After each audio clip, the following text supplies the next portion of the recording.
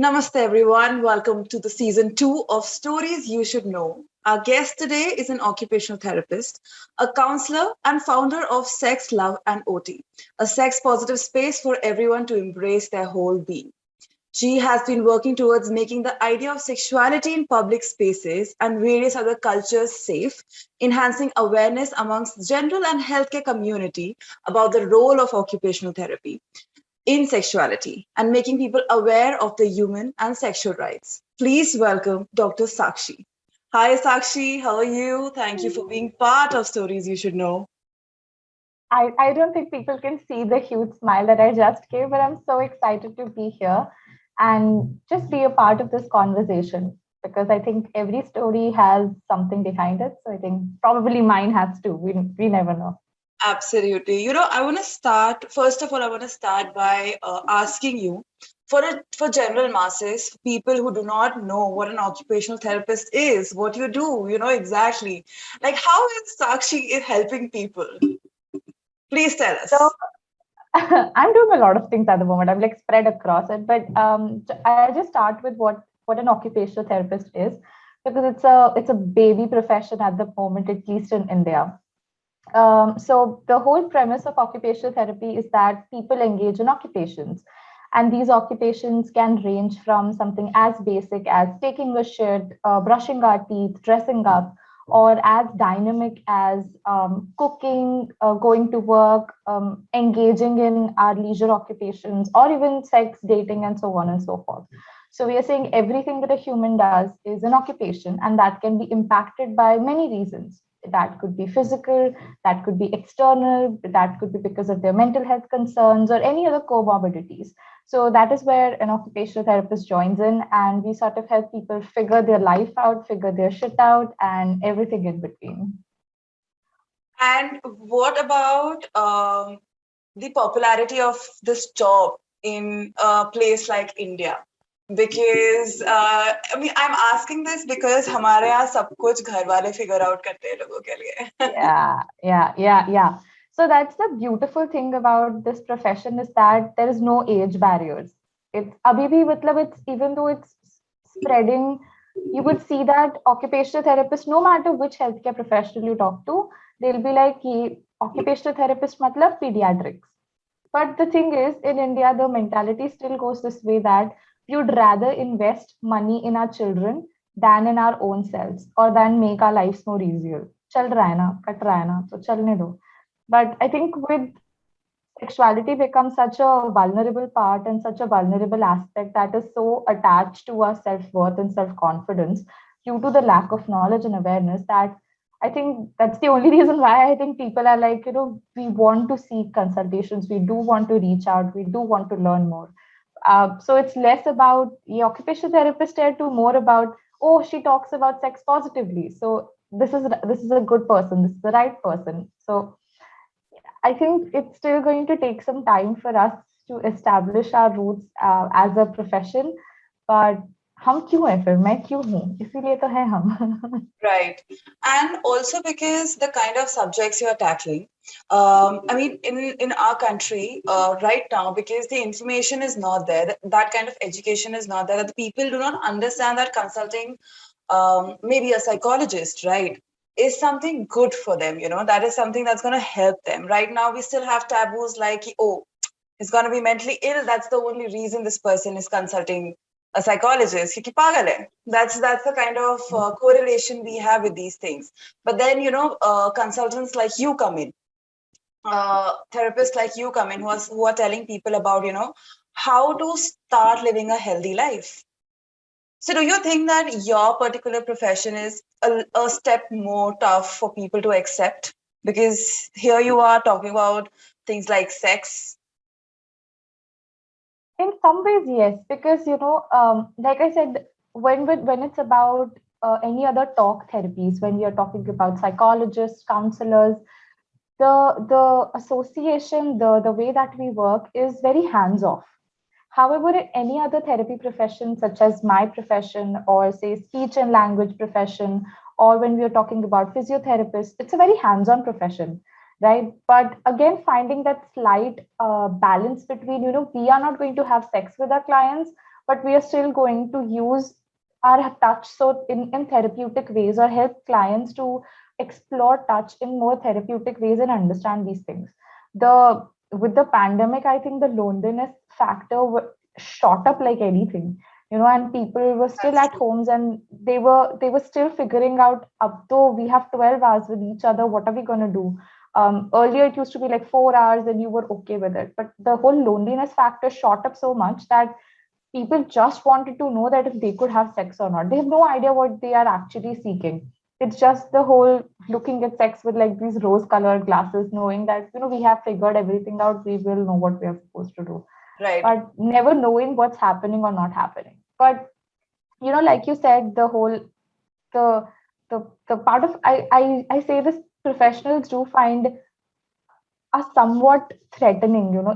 They find that it's a very threatening space कि अभी एक और professional आ गया, अब ये भी छीन लेगा. But in my space, I actually feel that we can't work without a medical professional or a psychologist, and they can't work without us, because it's always going to be like this collaborative approach where if I think talk therapy is something that's going to benefit my client once they are physically okay or emotionally okay, then from for the mental health concerns, probably a psychologist would be a perfect person. So them and me working together is something that's going to be the most effective. But ये problem हमारे country में इतनी ज़्यादा है. I think this is in my profession as well. I see this outside as well now that I work with professionals outside and people outside, is that refer नहीं करना है client. Right. कतई नहीं करना है. ज्यादा से ज्यादा अगर घुटने में दर्द है, फिजियोथेरेपिस्ट जाओ. Right. But beyond that, they still do not have that empathy of caring ki chalo bhai nahi, we are actually looking from a whole perspective, from a healthy perspective, that this client does not have to come back to us. वो readmission rate के बारे में हम नहीं सोचते हैं. हम वो कुछ हो रहा है ऐसे हल्का सा वो पट्टी लगा दो, फिर देखते क्या होगा, ये पट्टी कब निकलेगा, जब निकलेगा तो. That's true. Yeah. And so, as a because we're talking about environment, what kind of environment is there and people come from. Um, the kind of work you are doing, I want to understand about your environment on a very personal level, because you're dealing with topics and people from all around the society. And how do people around you take your profession as? How do they look up to you, or what they say? Because if someone, whoever is listening to this, and they think about taking up this profession, especially a girl, I want to understand how was it for you to take this profession up and to deal with the maybe the stigmas that the society have. Oh, horrible. Horrible. You put it in, but I can say the negative, so on and so forth. But I've realized like the trick for me, even today, was two things primarily. Number one, finding that confidence as to why am I doing this? Why is it even important for me? And for me, the answer was very simple. I was always amused by genitals and brain. For me, it did not associate with something bad happening or something that's dirty. I think it was just fascinating because there was a lesser amount of research, and so you could hypothesize n number of things, which means there are n number of possibilities where you can create your own paths and so on and so forth. But when you're trying to create a path which has not been walked on before or not even been looked at before, that becomes very challenging professionally. And then when you disclose this to the Indian parents, कि भाई मुझे ये करना है, that is a whole other ball game. But I sort of knew it. So the bachelor's is like a 4.5 years course. Somewhere around third year, I was like, bang on sure कि यही करना है मुझे. I will find a way, but I will definitely do this. And I think I used that time to, sensitize my parents a little bit and so on and so forth. That that was also the time that I actually very subtly told my parents that I'm queer. So obviously वो समझा नहीं उनको वो अलग बात है वो अलग बात है but ठीक है at least see मैंने बोलने का काम कर दिया. But before that I think my friends, my brother, they have been like a huge support system. And fortunately, I've been blessed to have friends who have been very supportive, and that I cared less about what everyone else was saying. I just knew that the inner circle is very supportive. They were like feeding into my ideas, they were like feeding into my passion and drive. But when it came to parents, yes, it took like a lot of time. And I think even my mom sort of eventually got on with the idea. But for my dad, it was like a real life horror film going on. Is like, क्या हो रहा है? ये क्या बात कर रही है suddenly? Because this has been a household where we haven't said periods out loud, Right. where we haven't spoken about kissing or sexuality, and he believes that homosexuality is a sin. So for this kind of person to actually adapt and understand that what am I really doing was very difficult. But I think during the pandemic last year, my father was not in a very good situation then, and we were like actually he was hospitalized, and I was with him, and he was like, I was like, you know what, just like a month back I created a website, and would you like to see and understand my work a little bit. And then he did see that, and then he's like, is this benefiting you in some way? What are you trying to do? And he actually became that curious person who wanted to understand what I'm trying to do with my work. Then I showed him my Instagram, and he was like, wow, do you do this? I'm like, yeah. And he was so happy. But there obviously are certain limitations. But I think one of the key ways is talking, just drawing a boundary and talking and because we are not taught about boundaries Right. in India. That is why we are often used as doormats, especially if you're talking about, say, queer people, if you're talking about women, if you're talking about anybody with a vulva for that matter. We are always used as doormats who will succumb to some kind of norms, just to make others happy. But I for mean, this we are the change, country where the reproductive system is not being taught in schools properly. So forget about, the education or the understanding of things which comes after that. So of oh, course, we need to communicate more. We need to talk more about these things. we need to. I constantly tell everyone, make your parents uncomfortable. I think just like a few days back, I had like a webinar with students at Jai College, and it was such a blast because it is great to see youngsters and youth feeling empowered of their own bodies. The word shame and depression and anxiety came so often. I was like, this is not how we want our youth to be growing, ashamed of their bodies. This, I actually said them the same thing. We are, as soon as the generation, like the next generation comes up, people start getting shameless. But let's be shameless in a good way that makes you bold, that sort of takes out the barriers. For me, I am considered like the epitome of shameless in at least my parivar. That also they understand that it's okay, right? Right, But they also understand that this isn't the only defining factor. She has other qualities. So right, the people who really love you or like you or have to tolerate you will do so. If not, it's okay if they walk out as well.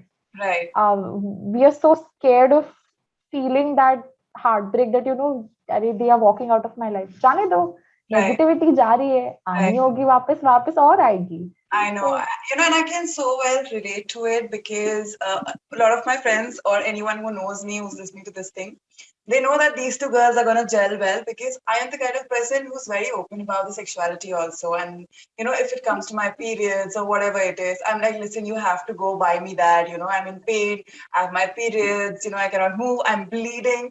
They're like, why are you talking about these stuff? You don't want to imagine. I said, it's not about you imagining. It's about me experiencing it. So you should know about these things, and it's so okay to talk about these things, and then you understand that okay, the सामने वाले इंसान ने कभी बात ही नहीं करी इसके बारे में, इसलिए वो uncomfortable था.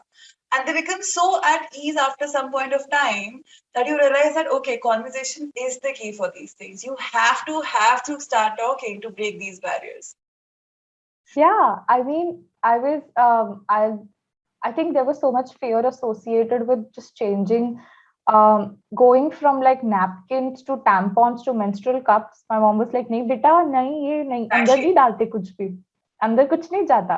But then I'm like, you know what? Half of the world is doing it, and I am in healthcare at this point of time. I'm actually learning, and yet I do not find any rock solid evidence in our textbooks itself, which can actually say that there are other ways to manage menstruation. I'm like, disappointment in so many levels. Yeah, that's true. When you were talking right now, you mentioned about your website, and I wanted to talk to you about it.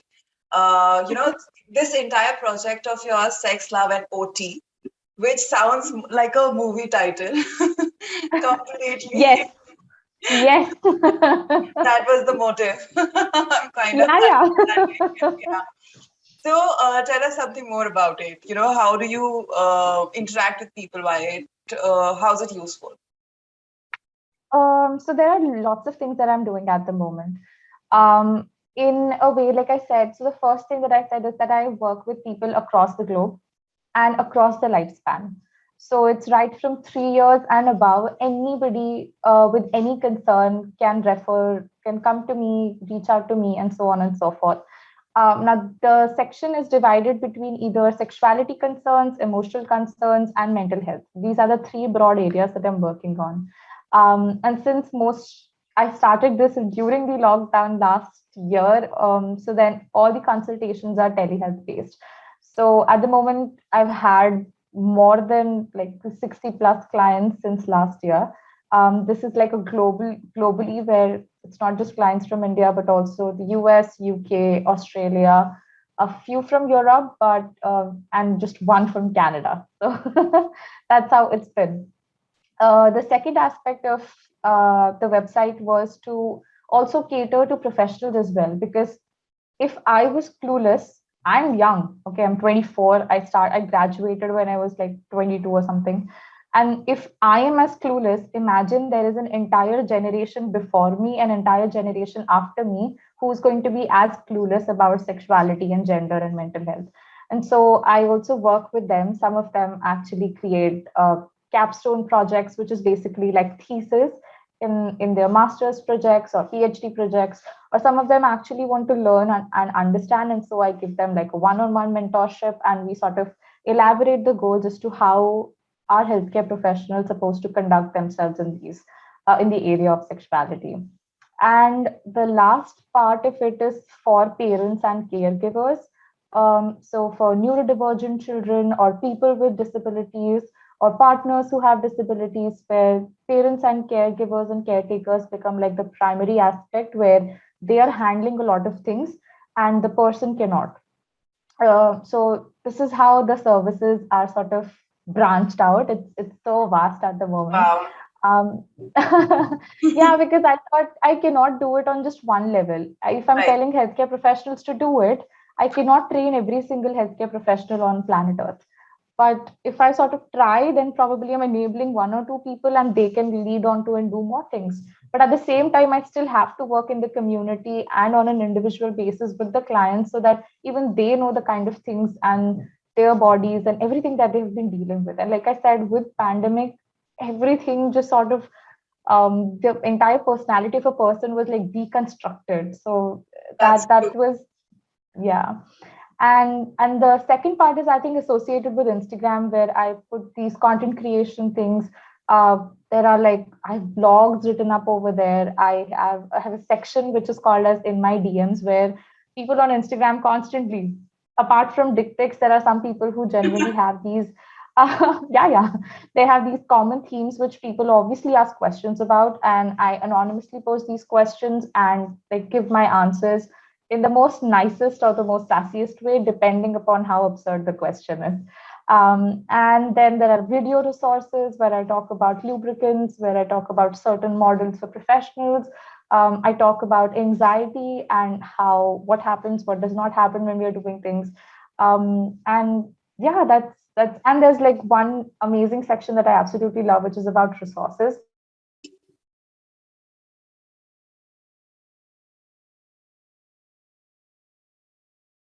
work where they can read more about articles or certain areas, be it from LGBTQI community, be it about shadow banning for sexuality content creators and sex workers, and so on and so forth. So that's my favorite section, where I get to curate and amplify other voices in the world as well.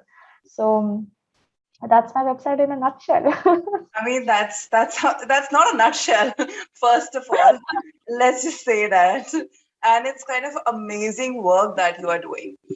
There is one aspect that is called the mental health of the mental health workers, right? uh, Something that you are doing, right? You are interacting with people of all ages from everywhere. You are listening to their problems. You are helping them. What about the help that you need? How does your profession impacts you? How hard it impacts you, and how do you deal with it? okay. I might get triggered in three, two, one. Like that. It does. It does. Because, like I said, uh, for me, again, I have been somebody who has had mental health concerns and other chronic disabilities. And there have been like n number of diagnoses since I was the age of 10. So I've always been that sick child or somebody who'll always fall sick. So in that entire duration, it just makes you, I don't know, it makes you mature. I have no idea what happens. But then there's this emotional strength and maturity where you want to be seen and validated and heard as an individual, no matter what your age is. But you want to be seen and validated that way. And for me, that never happened, which has obviously impacted my mental health in bad ways, Right. extremely bad ways. And that just it's like a loop. People don't understand what happens, but then there's just body image related to it. There's the personality things related to it. Even now, if I talk about it, there are like four. I just have four friends. That's all. There's four friends. And they would, and these are the people that I trust. But otherwise, it's a very superficial way of pretending and showing people that this is who I am as a person. Not that I act fake, but obviously they will never know the real me, or they are never going to understand my vulnerabilities in any way, because that's an issue that I have faced with the healthcare that I received. um, Nobody was talking about how my mental health was being affected, how I was talking to people. And I did like have like a good psychiatrist in at one point in time, but when I was trying to find a psychologist, they were not at all queer affirming. Like for me, they think that my bisexuality or demisexuality has created a sort of confusion which has hampered my sexual development, and that is what's happening. I'm like, I cannot deal with you right now Right. because this in itself is not just not valid. Forget about validating, Because they're they gaslighting me. themselves, exactly, they're gaslighting you. They don't Yeah. themselves don't have the knowledge of it. So how are they supposed to help you with it? For you to understand things. Exactly. And for me, that was just like it. I'm like, I'm sorry, I cannot. And so that has been like a constant fear for me to, engage with healthcare professionals or even go out and book an appointment. Like, I really have to tell my mom to do that because I really can't do it.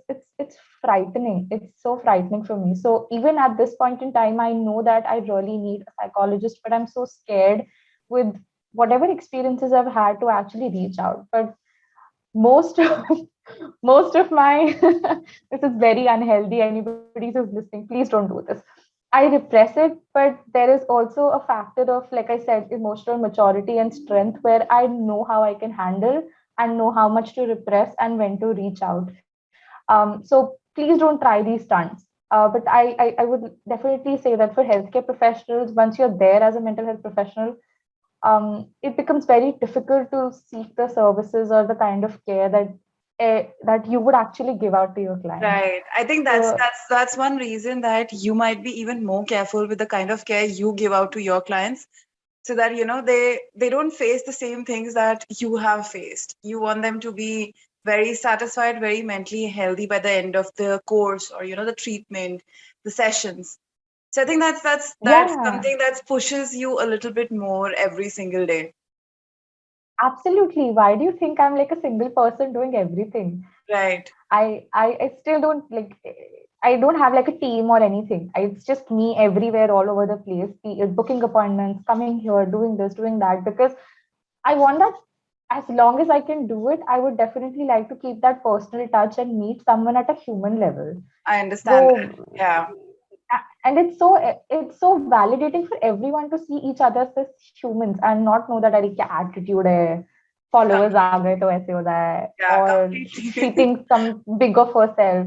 क्या करेंगे? I think it's so important, and even in situations like this where we are networking and communicating and talking, it's I just want everyone to feel at least this much empowered, or this much their self-worth increasing by like 10% or 2% when they Right. interact or meet me. That's all. That's the only thing that I'm expecting. कभी मिलो नहीं मिलो, दफा हो जाओ नहीं आओ, गाली दो जाओ, but at least 1% hike in your self-worth is something that I always expect with all my interactions with anyone, literally anyone. That's amazing. I think that has been one of the best points that I could have ended this podcast with. Sakshi, it has been a pleasure talking to you. I have learned so many things in this session, and I know who to reach out to if I do have any problems in future. I really hope not, but you can reach out to me for a cup of coffee and we can like totally jam out and everything. I'm quite sure we're gonna hit it off. Thank you Yes, so much, thank you so Sakshi. much. Thank you so much for giving me the opportunity to be here, blabber for 30, 40 minutes, and being such an amazing person It's altogether. an absolute pleasure. It's an absolute pleasure. These are the kind of stories that I want on this platform. So thank you again.